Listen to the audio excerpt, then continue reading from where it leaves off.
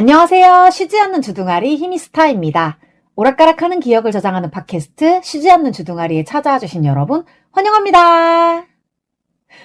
제가 지난주에 제목부터 공황이라고 적어놨더니 병원은 다시 갔다 왔냐라고 물어보시는 분들 계셔가지고 그 얘기를 먼저 하고 시작을 할게요. 일단 저 병원 갔다 왔는데 제가 지하철에서 갑자기 어지럽고 토할 것 같고 식은땀 나고 막 이런 얘기들을 했더니 의사 선생님이 공황이 왔네요 라고 되게 차분하게 말씀을 하시더라고요. 그래서 저는 그냥 짐작만 했던 거지 의사가 공황이네요 라고 직접 말을 하니까 이게 뭔가 싶더라고요. 나는 몇 년 전까지만 해도 우울증조차도 아니라고 생각을 했던 사람인데 뭔가 하나씩 껍질을 벗기기 시작하니까 극심한 우울증에 공황장애까지 진단을 받아버린 거야. 근데 그 순간 이 상황을 냉정하게 생각해야 된다고 생각했어. 그래서 갑자기 또 공황이 오면 혹시 먹을 수 있는 약이 있냐라고 물어보니까 공황이 오면 이미 대처할 수 있는 게 없다라고 하시더라고요. 근데 제 주변의 사람들은 공황이 오면 약을 꺼내서 먹더라고요. 그래서 그게 뭔지 물어보고 싶기는 했는데 또 그 순간 선생님이 대책이 없어요라고 말을 하는 게 또 너무 이해가 되기는 하더라고요. 근데 그러고 나서 제가 이 얘기는 먼저 하진 않았는데 그 지하철에 사람이 빠지고 나서 좀 괜찮아졌냐라고 물어보시더라고요. 네, 어느 역에서 사람이 한꺼번에 많이 내렸는데 그때부터 조금씩 괜찮아졌다라고 하니까 이게 확실히 공황이 맞다고 하시더라고요. 근데 이 공황이라는 게 평소랑 다름없이 생활을 하다가 갑자기 올 수 있는 거라서 이게 어떻게 할 수가 없다는 거예요. 근데 공황도 결국에는 불안 때문에 생기는 거라고 하셔가지고 평소에 먹는 약의 용량을 조금 늘렸습니다. 제가 이제 11월 초에 병원에서 검사했을 때는 우울이랑 불안이 많이 낮아졌다라고 했었는데 그때에 비해서 불안 요소가 더 추가되지 않은 상황인데 지금 이러니까 선생님도 나도 너무 당황스러운 거지. 뭔가 그 사이에 불안 요소가 더 생겨서 그런 거라면 갑자기 그럴 수 있다. 근데 오히려 그때보다 불안한 요소가 더 없는 상황이란 말이에요. 어쨌든 뭐 그렇게 되었다. 그래서 결론적으로는 공황장애가 맞다고 했고, 저로서는 부디 증량된 약으로 해결할 수 있는 일이었으면 좋겠다라는 생각만 하고 있습니다. 그리고 이제 정신과 얘기를 하다 보니까 갑자기 생각이 또 난 게 트위터를 보다가 제가 너무 놀래가지고 이번 방송에서 그 얘기를 꼭 해야지라고 했던 게 있거든요. 사실 정신과 쌤도 저한테 희미님은 ADHD는 아니신 것 같아요 라고 여러 번 말씀하셨고 저도 ADHD라고 하기에는 저 시간 약속 엄청 잘 지키죠. 그리고 매사 어떤 일을 계속 재차 확인하는 삶을 살고 있잖아요. 그래서 나도 아니라고 생각을 하는데 근데 트위터에서 이다 작가님이 정말 핵심을 찌르는 문장을 쓰신 거예요. 제가 늘 고민했던 부분이 이런 거였거든요. 그 뭐라고 쓰셨냐 하면 꼼꼼하게 할 일하고 스케줄 잘 챙기고 나 이쯤 하면 ADHD 아닌데 싶을 때 벼락같이 전형적인 ADHD 실수함, 세금 떼가는 느낌임. 이렇게 써주셨는데 와, 나 진짜 너무 놀랐어요. 제가 지금 서울시 동행 일자리를 하면서 지각, 조퇴, 결석 이런 것들을 단 한 번도 하지 않았는데 수능 날을 착각해서 2시간이나 지각을 했다고 했잖아요. 그 실수하고 나서 혼자 계속 그 생각을 했거든요. 원래 나였다면 날짜를 재차 확인을 했을 거야. 근데 왜 안 했을까? 그게 이제 나는 왜 잘하다가 한 번 엎어질 때 크게 엎어질까라는 생각으로 이어진 거예요. 근데 저의 이 궁금증이 이다 작가님의 글로 인해서 조금 풀린 것 같기도 하고 오히려 더 복잡해진 것 같기도 하고 그렇습니다. 근데 어쨌든 정말 그 왜 망치로 한 대 얻어맞은 기분이었다라는 얘기를 하잖아요. 제가 딱 그런 느낌이었어요. 그리고 이다 작가님 얘기 나온 김에 이번에 지역의사 생활 99 시즌4에서 이다 작가님의 포항편이 굉장히 또 재미있거든요. 예, 많은 관심 부탁드리고요. 삐약삐약 북스 지역의사 생활 99 시즌4 전체적으로 다 많은 관심 부탁드립니다. 망관부! 그리고 지난 방송에서 제가 스페인 책방에 기타 배우러 가서 보컬로 데뷔를 해버렸다라는 얘기를 했었는데요. 이게 일이 점점 이상하고 재미있게 흘러가고 있어요. 저희가 11월 말에 합주실을 빌려서 합주를 한번 해보려고 하는데 지난주에 뮤즈의 타임 이즈 러닝 아웃만 한번 제대로 불러봤고 다른 곡들은 제가 잘 모르니까 자신감이 없어가지고 부르지는 못했거든요. 근데 그날 합주를 다녀오고 나서 뭔가 위기감을 느꼈나 봐요. 그래가지고 한 며칠 뒤에 노래방에 한번 가봤어요. 사실 합주를 할 때 노래를 안 부를 거면 기타라도 쳐야 되는데 저는 기타보다는 노래가 조금 더 수월한 사람이다 보니까 그냥 보컬을 하는 게 더 낫다라는 생각을 한 거예요. 그래서 저희 그 합주 리스트가 일단 지금 나온 게 있는데 그 리스트 중에 제가 빨리 습득할 수 있는 곡부터 집에서 살짝 연습을 해보고 노래방 반주에 맞춰가지고 노래가 백그라운드에 깔리지 않은 상태로 불러본 거예요. 조금이라도 빨리 합주를 맞춰야 되는데 합주실이라는 데 가면 저희가 백그라운드로 음악을 깔아놓고 할 수 없는 상황이 될 수 있으니까 나름대로 굉장히 열심히 연습을 해보았어요. 그리고 사실 합주도 합주긴 한데 최근에 아디오스 오디오의 노래가 노래방에 등록되었습니다. 와! 끝없이 우리는! 그래서 태진미디어 TJ가 51007 금영노래방 KY가 50475 노래방 가면 한 번씩 불러주시고요. 저도 그날 노래방에서 한번 불러봤는데 우리의 마호 언니의 보컬을 따라가기가 너무 버거웠습니다. 고군분투한 노래 영상은 히미스타 유튜브에서 보실 수 있고요. 여튼 그렇게 노래방에서 뮤즈의 타임 이즈 러닝 아웃 외에도 두 곡을 더 완성하여서 나왔습니다. 근데 이 완성이라고 하기에는 가사를 보지 않으면 못 부르기는 하는데요. 어쨌든 가사를 보고 한 3곡 정도는 부를 수가 있게 되었다. 그리고 이제 목요일에는 친구가 제가 일하는 지역 쪽에 볼 일이 있어가지고 오는 김에 저랑 같이 밥 먹고 차 마시고 여기저기 뭐 구경도 하고 그랬어요. 근데 저 사실 누가 불러내주지 않으면 맨날 먹는 것만 먹고 가는 데만 가고 보는 것만 보는 사람이다 보니까 이렇게 일부러 불러내서 제가 모르는 곳에 데려가주면 너무 고마워요. 밥집도 제가 처음 가보는 곳이었고 찻집도 제가 처음 가보는 곳이었고 그리고 저 혼자라면 절대 구경하지 않을 백화점 이런 데를 구경을 했어요. 그리고 카페에서 요즘 무슨 책 읽냐라는 얘기를 하다가 제가 가방에 다드레기 작가님의 아무튼 사투리를 가지고 있었거든요. 그래가지고 친구한테 그 책을 얘기를 하다가 그럼 한번 읽어볼래? 하고 읽어보라고 빌려줬어요. 재밌게 보세요. 그리고 이제 친구랑 밥 먹고 집에 와서 기타 들고 스페인 책방에 이제 합주하러 갔는데 제가 나름대로 연습해간 노래들로 보컬 들어간 합주를 할 수 있어가지고 더 재미있었고요. 지금까지 합주해서 한 6곡 정도를 지금 정해놨는데 제가 그 중에 한두 곡 정도가 되게 애매하게 조금 맞추기가 어려워가지고 틈나는 대로 연습을 조금 많이 해야 될 것 같아요. 그래도 나름 만족스러운 합주였고요. 그리고 끝날 때 다미안님께서 더 하고 싶은 곡이 있으면 얘기를 해라 이렇게 말씀을 하시길래 저는 제가 아는 곡을 하는 게 좋잖아요. 연습하기도 좋고. 그래서 저는 가장 최근에 지금 꽂혀있는 자우림 12집의 3번 트랙 뱀파이어를 얘기를 했고 그 곡은 사실 언제 할 수 있게 될지 모르겠습니다. 이게 제가 좋아는 하지만 쉽지 않은 노래다 보니까 합주를 한다고 해도 문제가 있어요. 이게 좀 약간 밴드 합주하는 게 좀 익숙해지면 나중에는 아디오스 오디오의 노래도 하자고 하고 싶거든요. 근데 김유나 님도 그렇고 호정 언니 보컬도 그렇고 노래 자체가 쉽지 않아가지고 좀 최대한 쉬운 곡으로 밀어봐야겠어요. 근데 이제 얘기를 하다 보니까 기타는 뒷전이고 노래만 하고 싶어 하는 것 같아요. 어쨌든 기타를 배우는 것도 노래를 하고 싶어서 기타를 하는 것도 있긴 하니까요. 네, 그래도 어쨌든 기타도 열심히 할 거예요. 예, 그런 거 치고는 지난주에 가가지고 스페인 책방에 기타를 놔두고 왔지만 예, 다음에 가면 가져올 거예요. 기타가 또 없으니까 치고 싶더라고요. 그리고 또 제가 궁극적으로 기타를 치면서 부르고 싶은 노래가 하나 있어가지고 그거는 또 저 혼자 조용히 연습을 좀 해보려고 합니다. 네.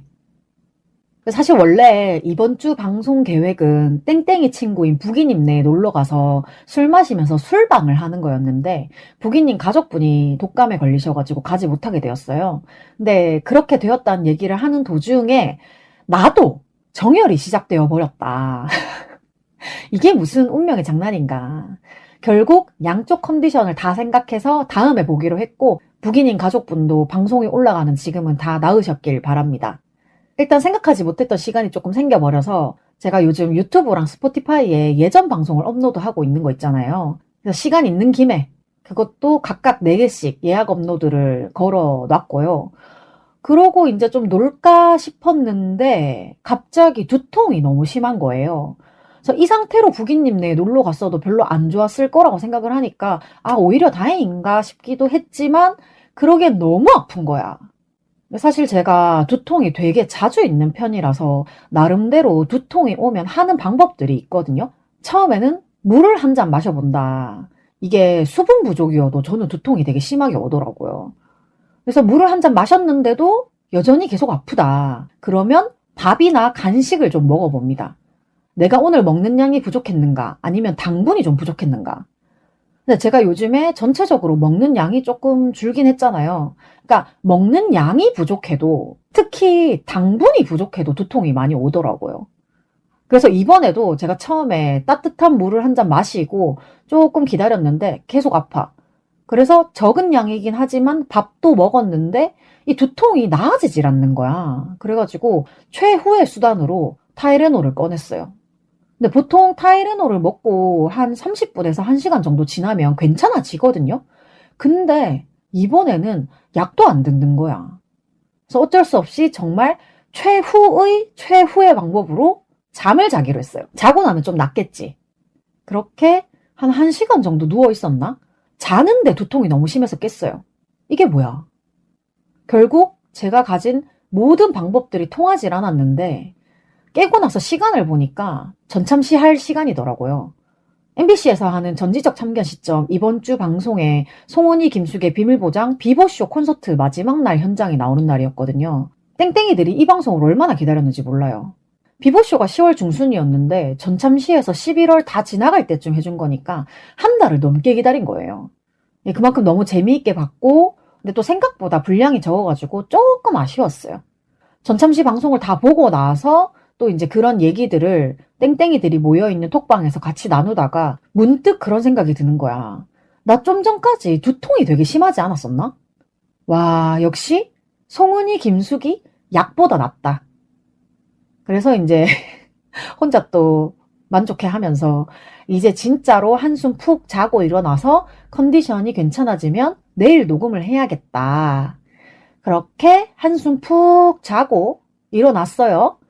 그래서 이번 주 방송을 뭘 좀 할까 하다가 꼭 할 일이 있으면 온 세상이 에버랜드죠. 집안이 너무 더러운 거야. 요즘에 무기력이 또 최고치를 찍었거든요. 설거지도 제 지난주에 얘기했지만 겨우 했고 수납장이 너무 지저분하길래 정리를 좀 하다가 제가 전에 엄마 집 갔을 때 지인들한테 받은 편지를 보관하고 있는 그 편지 함을 들고 왔다. 시간 되면 방송 끄트머리에 하나씩 읽어보겠다라고 하면서 한두 개 정도를 읽었던 적이 있었잖아요. 그걸 또 이때까지 까먹고 있었는데 마침 잘 됐다. 그럼 오늘은 이 편지들을 좀 읽어보자. 사실 나는 가능하면 이 편지들을 다시 다 한 번씩 읽어보고 싶다. 방송이 아니면 일부러 시간을 내기 어려우니까 방송에서 읽어보자. 물론 개인정보가 될 수 있는 것들은 최대한 빼고 읽겠지만 솔직한 마음으로는 제가 읽은 이 편지들의 주인공들과 연락이 한 번쯤은 닿았으면 좋겠다라는 생각을 해요. 특히 학생 때 우표 붙여가지고 편지 주고받았던 닉네임으로밖에 모르는 엔티카 시절 친구들이 있는데 20년이 지난 지금은 어떻게 지내고 있는지 너무 궁금해요. 얘기하다 보니까 약간 그거 같다. TV는 사랑하시고? 물론 찾았는데 방송에 내보낼 수 없는 친구들이 있을 수도 있겠지만 누구라도 이 방송을 듣게 된다면 연락을 주었으면 좋겠어요. 근데 편지는 또 랜덤으로 꺼내서 읽을 거기 때문에 누구 편지를 읽을지는 잘 모르겠어요. 이렇게 닉네임으로만 아는 친구들 얘기를 실컷 했는데 학교 친구들 편지만 읽을 수도 있고 어쨌든 그러한 까닭으로 오늘의 방송에서 읽을 첫 번째 편지를 한번 뒤적거려 보겠습니다.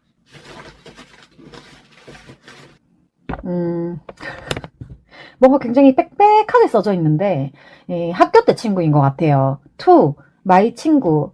저는 히미스타로 배치할게요. 친구 이름은 그냥 H 정도로 할게요. to my 친구 히미스타. hello 나 H야. 여기 T에 둘러진 글을 잘 읽어봐. 호호, 내가 일부러 그랬지. 이 둘러진 글을 읽어보라는 게, 저희가 편지지가 없을 때에는 그냥 연습장 같은 거 한 장 찢어가지고 편지를 많이 썼는데, 친구가 연습장 테두리를 형광펜으로 한 바퀴 둘러서 JJJJJJJJ 알파벳 J를 엄청 많이 적었고, 희미야, J는 미남이야, JJJJJ. 너에게 오랜만에 편지를 쓰네. 내 친구 희미스타. 안녕 희미야. 난 H야. 뭐하니? 난 편지 쓴단다. 넌 뭐해? 아참 아까 물었었지. 헤헤 몰랐죠. 널 사랑해. 눈을 감아도 난 한 번만 볼 수 이거 그거네. 널 사랑해. 눈을 감아도 단 한 번만 볼 수 있다면. 아세요? 플라워의 앤드리스 가사인 것 같은데, 어쨌든 테두리에 형광펜을 칠하고 이런 글귀를 형광펜 위에다가 써서 스스로 편지지를 만들었어. 그러면 본 편지를 다시 한번 읽어볼게요. 넌 지금 열을 내고 있겠구나. 넌 100점. 네가 존경스럽다 스승님. 기말고사 할 때 잘 치지 뭐. 중간고사를 제가 뭔가 100점을 맞았나 봐요. 참 어제 어떤 오빠가 내보고 친구 등록해준다 해서 하랬걸랑? 근데 매일 친구 하재서 했지. 매일 친구 하재서 했지. 너도 좀 보내라. 너도 메일 좀 보내라. 아, 제이 보고 싶어. 미안하다. 네가 아무리 날 사랑해도 나에겐 흑흑. 제이가 인사했는데 숨어버렸어. 내가 부끄러움이 많아서리. 그 오빠가 내한테 메일로 동생 생겨서 좋댔다. 헤헤. 내 잘되길 빌고 참 사진 없낭? 이거는 제가 이때쯤에 사귀었던 사람이 제이였는데 그 사람이 얘기인 줄 알았는데 이 H의 썸남이 제이였군요. 어쨌든 그렇네. 그 다음에 크라잉너트 짱 경록인가 민가? 응? 이거 뭐냐면 제가 중학교 때 크라잉너트 엄청 좋아해가지고 친구들이 다 알고 있었는데 제가 그 중에서도 한경록 멤버분을 제일 많이 좋아했어가지고 이렇게 적은 것 같아요. 이제 좀 큰 글씨로 쓸게. 네가 쓴 편지 내용이 참 허술하더구나. 저희가 이때쯤에 주고받았던 편지 내용이 그다지 뭐 있지 않았어요. 그냥 맨날 그냥 헛소리하고 이랬는데 어머 바로 뒷줄에 그렇게 써있어요. 네가 아까 헛소리한다. 뭐 아줌마 어쩌고 뭔 말인지 모르겠죠. 저도 잘 모르겠어요. 시험 다 끝났다. 헤헤헤. 이제 노는 거가 그런 거제. 헤헤. 니 꼭 놀라당. 니 꼭 존경하는 스성으로 모시겠다. 받아주십시오. 합쇼체. 엥? 이때 우리가 합쇼체를 배웠었나? 유일하게 배운 국어 단어건만 넌 웃겠지? 국어 시간에 합쇼체를 배웠었나봐요. 제이는 내 끼다. 넌 보지 말해. 혹시 점점점점점 뭐 누군지 기억도 안 나는데 제이는 H 겁니다. 아고 팔 아파 죽겠다. 또다시 큰 글씨로 쓸게. 글도 내용 많지. 편지지 이쁜데 좀 써라. 좀 있음 간다. 희미 넌 자고 있구나. 이때도 학교에서 엄청 많이 잤어요. 는 중에 매일 보내거 세이클럽에 온나. 내 있을기야. 우리 그때 세이클럽에서 친구들이랑 많이 놀았던 것 같아. 제이 매일 본다고 정신없겠지만 말이지. 하하. 아고 팔 아프네. 는 중에 떠 많이 써줄게. 그럼 이만. 이게 그럼 이만이 한글이 아니라 알파벳 E랑 숫자 만을 적어가지고 그럼 이만이라고 써줬어요. 프롬 제이의 빈 희미 하트 경록. 우리 우정 영원히 변치 않길 바란다. 너는 바보당. 나는 천재당. 나에게 또는 제이에게 결국은 굴복한 희미. 희미 그만 도전 하쇠쥐. 이게 무슨 얘기야? 근데 이 친구가 그림을 잘 그렸네요.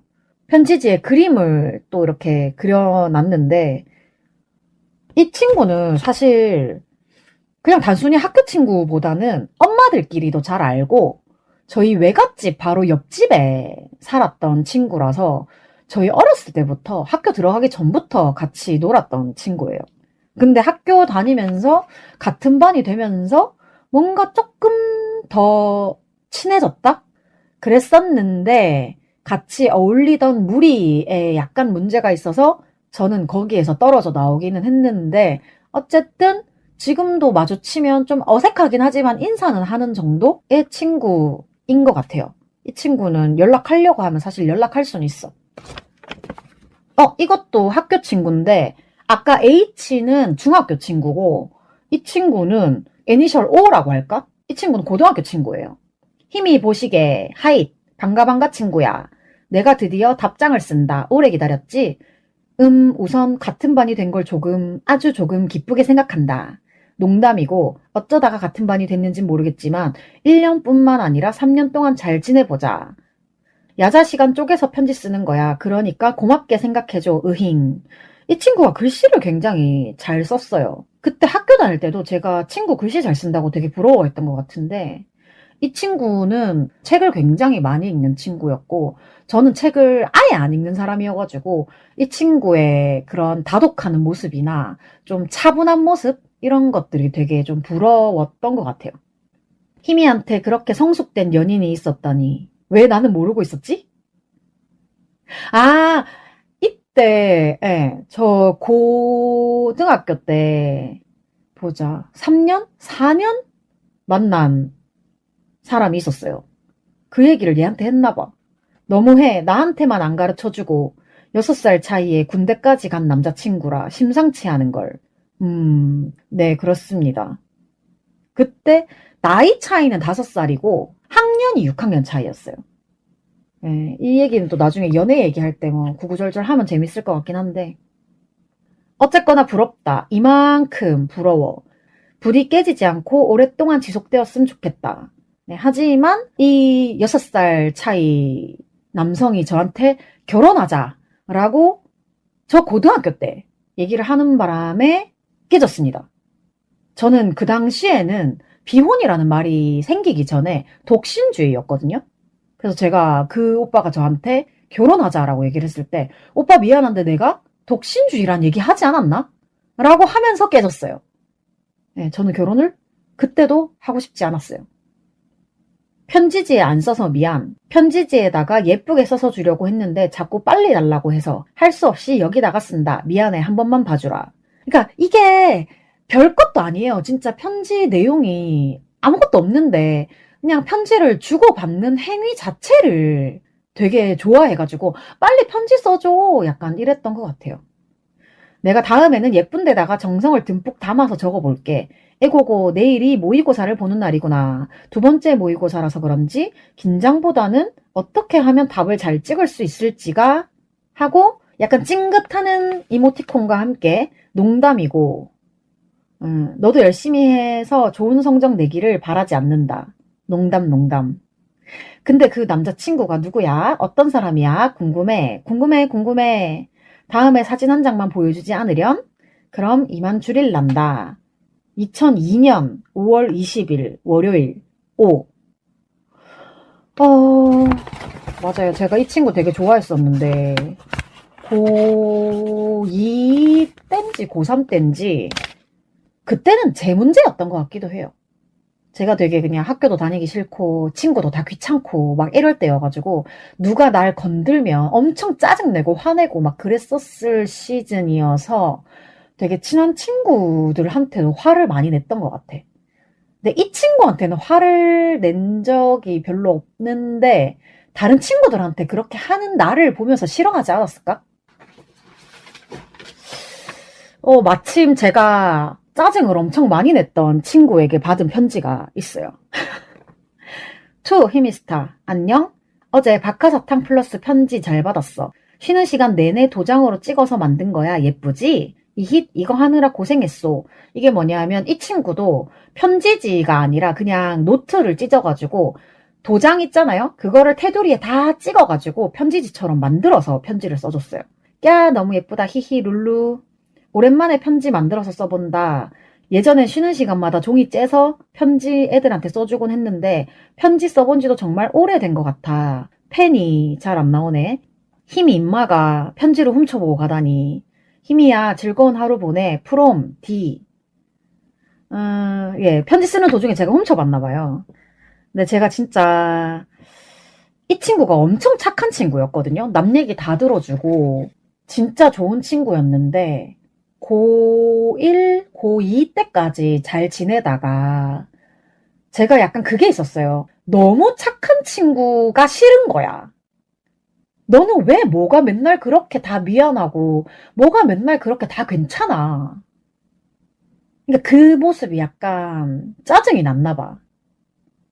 일부러 더 막 하여튼 나쁜 행동을 했던 것 같아.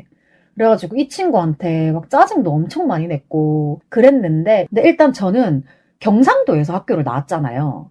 근데 이 친구가 고2 땐지 고3 땐지 서울로 이사를 간다는 거예요. 그래가지고 서울에 가도 우리 연락하자 하고 그 친구도 그래 우리 서울 가서도 연락하자 그러고 나서 진짜로 연락을 하긴 했던 것 같아요. 근데 그게 생각보다 오래 가지 않았던 것 같고 저는 서울의 지역 이름을 하나도 모를 때였거든요. 근데 친구가 목동으로 이사를 간다는 거예요. 근데 내가 잘 모르니까 주변 사람들한테 물어보잖아요. 친구가 목동으로 이사 간대. 그러니까 거기 되게 잘 사는 동네래. 그래서 내 친구 되게 잘 사는 동네로 이사 가는구나. 되게 부자 동네로 이사 가는구나. 뭐 그런 생각을 했던 기억이 좀 있고요. 어쨌든 지금도 목동에 사는지 잘 모르겠는데 지금은 사실 제가 서울에 있고 보고 싶으면 언제든지 볼 수 있다는 생각을 하지만 친구가 계속 서울에 있는지 아니면 또 다른 지역에 있을지 모르겠어서 이 친구랑은 연락을 꼭 한번 다시 하고 싶어요. 이름을 얘기를 하고 싶은데 어쨌든 이것도 친구의 신상이니까 본인이 경상도에서 학교를 다니다가 고2 아니면 고3 때 서울에 목동으로 이사를 간 사람이 혹시 제 방송을 듣거나 아니면 누군가 지인이 듣고 있거나 그렇다면 연락을 좀 연결을 해주면 좋겠어요. 이제는 내가 목동이 어딘지 아니까 만나러 가고 싶기도 하고 그렇습니다. 하나만 더 읽어볼까? 이게 뭐야. 투 힘이 오빠. 네, 이때 저희 중고등학교 때 왜 이렇게 여자들끼리 오빠, 누나 이런 호칭들을 썼는지 참 그때는 그게 재밌었어요. 투 힘이 오빠, 하이샤 힘에랍니다. 이 동생이 언니의 생일을 축하축하추 해드립니다. 근데 이 친구는 이름이 아예 나와버렸네. 힘에. 근데 본명이 아니니까 제가 그냥 힘에라고 부를게요. 이 친구도 엄마들끼리 알고 그리고 동생들끼리도 알고 이 친구가 저보다 한 살인가 어렸는데 히메가 일본어로 공주란 뜻이잖아요. 그래가지고 그냥 지도 히메라고 부르고 나도 히메라고 부르고 히메라고 불렀어. 언니 동생이 언니를 위해 거금을 들였으니까 귀여워해달라고. 그때 뭐 선물 같은 걸 줬었나? 우리 그냥 되게 평소에 자잘한 거 서로 주고받고 많이 했어가지고 이 친구가 저한테 뭔가 생일 선물을 해줬나 봐요. 설마 내가 세상 처음 본 날을 모르는 건 아니겠지? 캐? 언니 공부 열심히 해서 큰 사람 돼서 동생 까까 많이 사줘. 헉. 이카니까 내가 언니 등쳐먹는 아이 같다. 그건 아니야. 언니 다시 한번 생일 축하하며 축복을 빌게. 그럼 빠이샤. 하이샤로 시작해서 빠이샤로 끝났어요.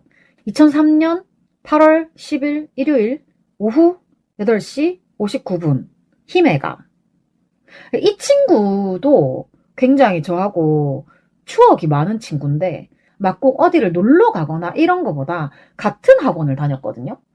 얘도 되게 귀여웠는데 얘 남동생이 또 밤톨같이 귀여웠어. 그래가지고 내가 이제 이 동생들 귀여워하는 맛에 학원 가가지고 놀고 이랬는데 이 친구가 중학교도 저랑 같이 나왔지만 고등학교도 같은 학교를 나온 거예요. 물론 한 학년 차이지만. 근데 이 친구가 또 그림을 잘 그려가지고 만화부를 했는데 제가 예나 지금이나 저는 똥손이기 때문에 그림 잘 그리는 사람을 엄청 좀 동경하잖아요. 그래가지고 이 친구를 또 동생이지만 엄청 또 동경했던 그런 것도 있기 때문에 이 친구가 만화부 하러 가면 저도 막 따라가가지고 만화부 친구들이랑 같이 놀고 이랬거든요. 근데 또 제가 얘만 보고 만화부 쫓아간 건 아니고 제가 엔티카에서 HOT 팬 활동을 할 때 온라인으로 알던 동생 한 명이 또 이 같은 만화부였던 거예요. 그래가지고 제가 만화부 4명 중에 2명이랑 아는 사이여가지고 거의 그냥 뭐 만화부도 아닌데 만화부처럼 맨날 가가지고 놀았어요. 만화부가 4명이었나? 그 학년이 4명이었나? 어쨌든 그랬던 것 같아요. 그래서 이 친구도 굉장히 보고 싶네요. 그래도 나름 동네 친구여가지고 좀 한참까지 연락을 했던 것 같은데 확실히 30대 지나고 나니까 저는 동네 친구들이랑 아예 연락이 안 돼요. 근데 뭐 어떻게 나중에 우리 고향 동네 가가지고 지나다니다가 우연히 만날 수도 있겠지? 어쨌든 이렇게 편지를 4개, 4개 맞나요? 4개. 한 개만 더 읽어볼까? 아! 편지가 아니라 시를 써서 보냈네요. 자기가 쓴 건가 봐요. 자기 이름이 적혀 있네요. 그냥 약국집 아들이라고 할게요. 사랑. 내 모든 걸 주어도 아깝지 않은 이유는, 내 모든 걸 보여도 부끄럽지 않은 이유는, 내 모든 걸 잃어도 후회하지 않는 이유는, 그건 하나만을 바라보는 내 마음이기 때문이야. 이거 표절 아니야? 나 이렇게 생긴 시 어디 책에서 본 것 같은데? 이거 아마, 뭐야. 뒤에 또 적혀 있네. 여기에 적힌 시는 내 마음에 자리 잡고 있는 너를 생각하며 쓴 것이야. 그 어떤 말들보다 이 시로 내 마음을 보여주고 싶어. 2000년 11월 11일 프롬 약국집 아들. 11월 11일이라고 적힌 거 보니까 이 친구가 저한테 처음으로 고백이라고 해야 되나? 빼빼로데이였는데 얘네 집이 약국이었다 했잖아요. 그 안에까지 들어가가지고 저한테 잠깐 벤치에 앉아서 기다려달래. 그 마당 있는 집이었거든요. 그래가지고 잠깐 기다리라 해서 앉아있는데 그때가 우리가 수학여행 끝나고였나. 이제 거기서 썸이 났던 것 같아. 원래 그 제 인생 만화책이라고 하는 봉신연이 있잖아요. 그 봉신연이를 이 친구가 빌려준 책이었고 그때부터 약간 우리 책 돌려보고 하면서 약간 썸 있었던 것 같기도 하고 수학여행이 먼저인지 봉신연이가 먼저인지 잘 모르겠지만 어쨌든 그런 여러 가지 접촉으로 인하여 우리가 썸이 난 것 같고 그리고 빼빼로데이 때 이 친구가 저한테 잠시만 기다려달라고 하고 집에서 빼빼로 바구니를 들고 나와서 저한테 주면서 거기 편지랑 우리 수학여행 때 찍은 사진이 있다. 그래서 제가 그 큰 과일 바구니 사이즈의 그 바구니를 집에 들고 갔더니 엄마도 놀래고 가족들 뭐 다 이거 뭔데? 누구한테 받았는데? 그래가지고 어머 가가 주더라 이래가지고 빼빼로는 3개인가 밖에 안 들어있었어요.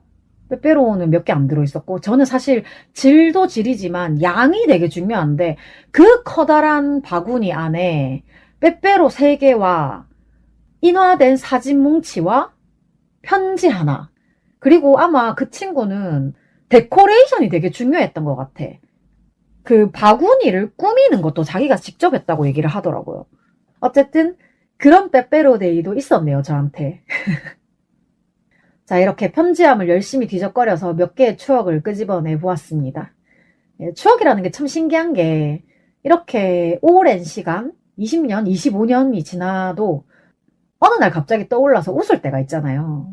좀 어이없게 웃긴 했습니다만 우리 조각님들의 하루에도 그런 어떤 한 장면, 한 조각이 있기를 바라면서 이렇게 쉬한주 오늘의 방송 마무리하겠습니다. 이번 주도 감기, 독감 조심하시면서 좋은 추억 많이 만드시길 응원합니다. 쉬지 않는 주둥아리에 사연, 방송 후기, 협업 제안 등 하고 싶은 말은 heemistar@gmail.com 히미스타 gmail로 보내주시면 되고요. 인스타그램 podcast_heemistar에서는 사진도 함께 보실 수 있어요. 오늘도 제 기억의 한 조각을 함께 해주신 여러분 너무 감사합니다. 지금까지 쉬지 않는 주둥아리의 히미스타였고요. 다음 주 화요일에 다시 만나요. 안녕!